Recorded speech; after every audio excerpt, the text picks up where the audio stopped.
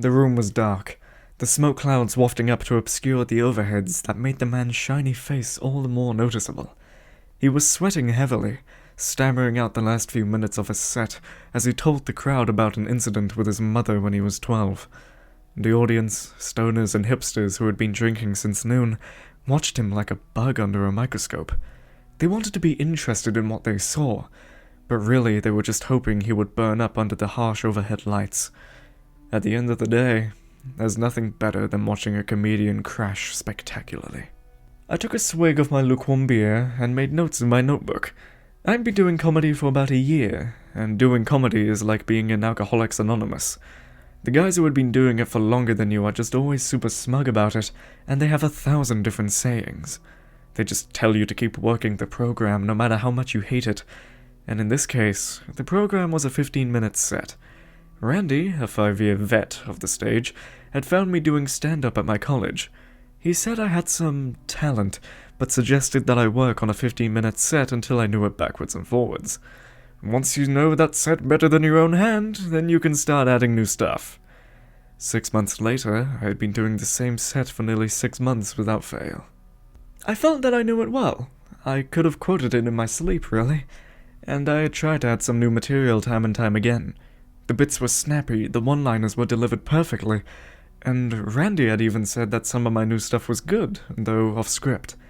I felt like my bits were topical without being inflammatory, and my stories landed without being too long-winded.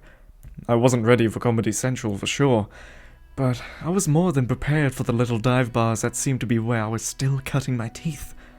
So, why was I only receiving middling laughs? The guy on stage, I hadn't bothered to remember his name, stumbled off the stage to some polite, if not strained, applause. He flopped onto the couch next to me, wiping the sweat off his forehead, and Randy took the mic and started attempting to get the crowd excited for the next comedian. Randy was usually the MC at these events. His reputation had been made over half a decade of funny, and the crowd was always glad to see him. He was building me up, getting the crowd hyped for my set, and as he introduced me, I stood up to scattered applause and made my way onto the stage. I mounted said stage, and a beer in one hand and a notebook under my arm, and I sat up as the crowd murmured and coughed. I adjusted the mic, dropping it from a little bit of Randy's 7-foot-tall height, and the audience seemed to find some amusement in this. I could see many familiar faces sitting amongst the smoke, and smelled the cheap beer aroma of whatever was on the tap. The audience was almost always the same barflies and regulars who came to hear the same jokes repeatedly. I was always happy to see them and their tip money at the end of the night, but I remember wishing for some new blood amongst the spatter of drunks and stoners. Oh, how the gods mocked me with their answer. So, I'm pro-guns, hold your booze. A few half-hearted boos came from the crowd as though an answer.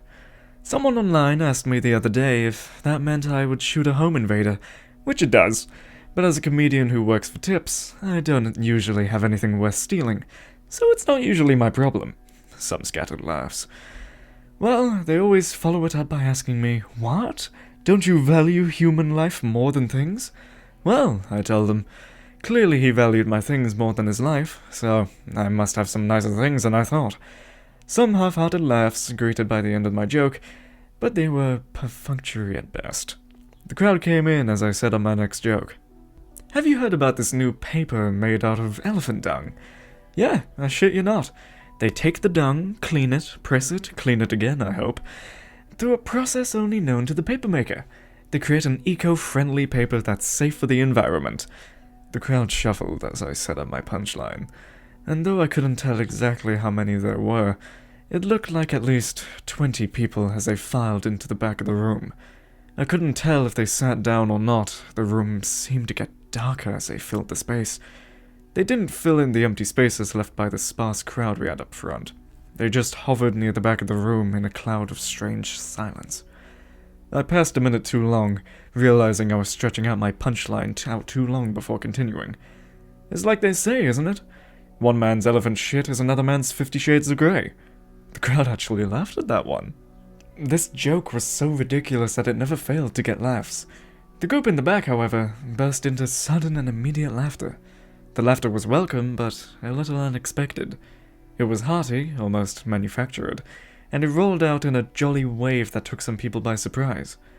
I saw people in the front jumped a little as the 20 or so people burst into spontaneous laughter very suddenly. I smiled a little, nodding and asking if they would like that joke or something, before continuing on with the next joke. The crowd of newcomers were definitely what we needed around here, and I rode the wave of laughter to the next bit. You ever wonder why you never see any hipster necrophiliacs? The front row shook their heads, but the back continued to laugh mechanically. Because they'd have to fuck 'em before they got cruel. The laughs from the front were more akin to groans as I accepted the corny joke, but the back of the house burst into the same mechanical laughter. I was energized. I was receiving what I thought was my due at long last. These people were eating up what I was putting down, and it tempted me to do something I'd been working on, but hadn't brought out yet. So, my mum called the other day, and the crowd in the back hadn't stopped laughing.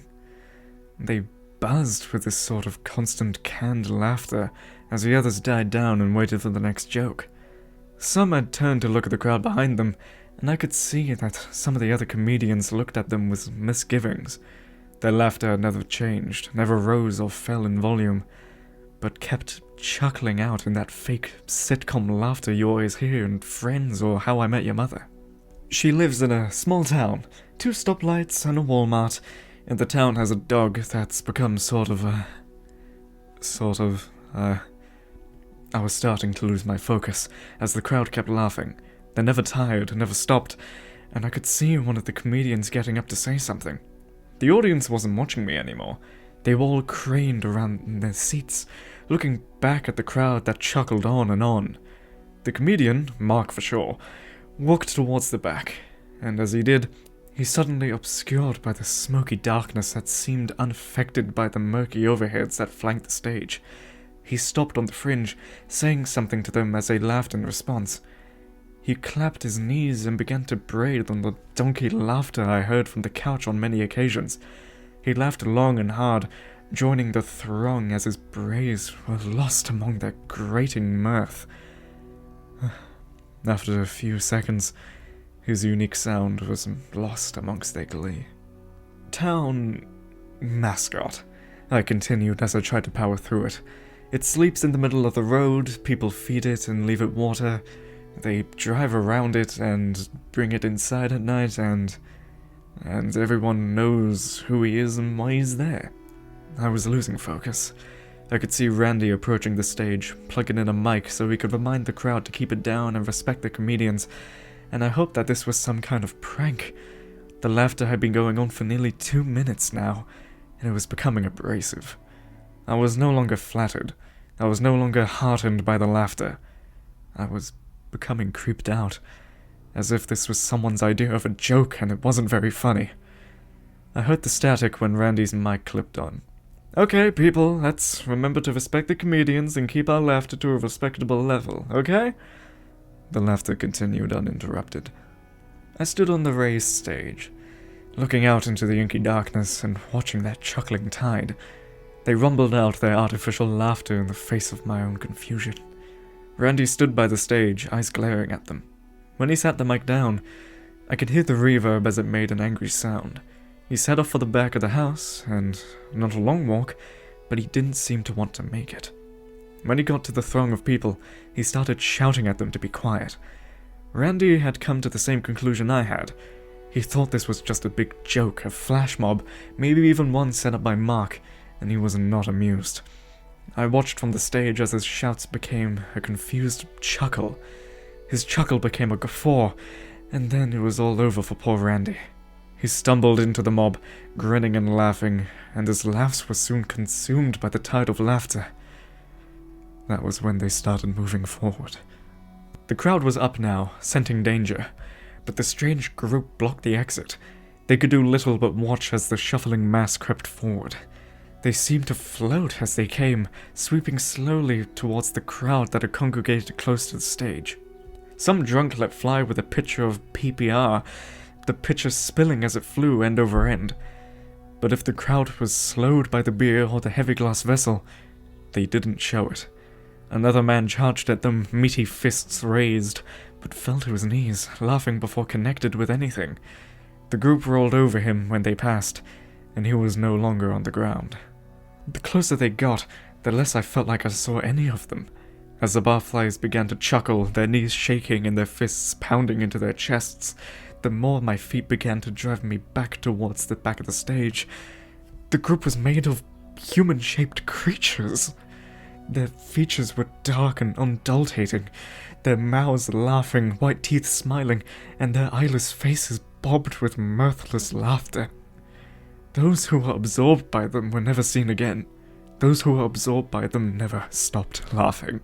When my back smacked against the wall, I knew I was out of places to retreat. The fabric curtain that covered the wall felt soft under my hands, and it was only then that I realized I was still holding the mic. I let it drop, the feedback yarking angrily, but I hardly noticed it amidst the din of emotionless laughter. The tone never rose, never fell, just remained at the same level of a soulless noise as it drove ice picks into my skull. I closed my eyes, sinking to my backside, and covered my ears with my hands as the mask came up to the edge of the stage. When the overhead lights hit it, the mask recoiled, and the laughter sounded like tortured screams with a thin veneer of hilarity. It sounded like the laughter that comes creeping from the windows of an asylum. It sounded like the laughter one hears in hell. I closed my eyes and prepared to be consumed. I knew that I too would begin to laugh any minute. I would be helpless to resist.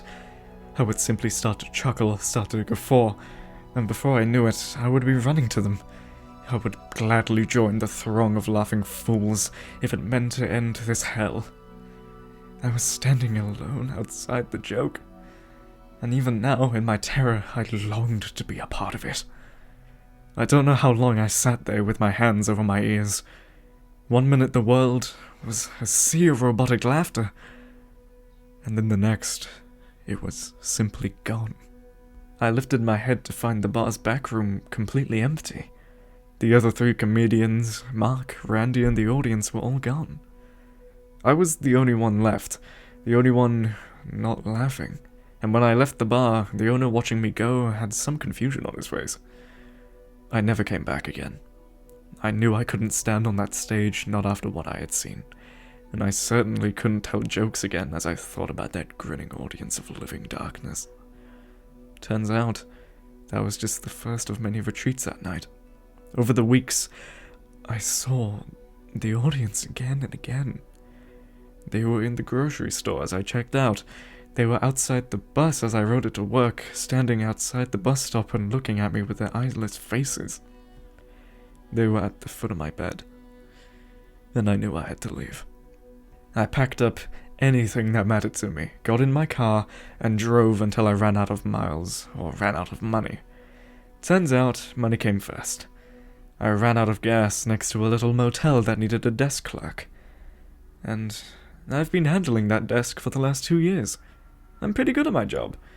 I can make guests laugh, I'm always at work on time since I live on the premises, I can eat anything I want from the hotel kitchen as long as I don't go too crazy. I found friends in this little town. Not the same as the ones I had, but they're good people. They often tell me I should be a comedian. I tell them that in another life I was. When I go to sleep, I get to live that other life and listen to the chuckling crowd as it drags itself closer and closer to my stage. I always wake up before they get me. And I hope they never do.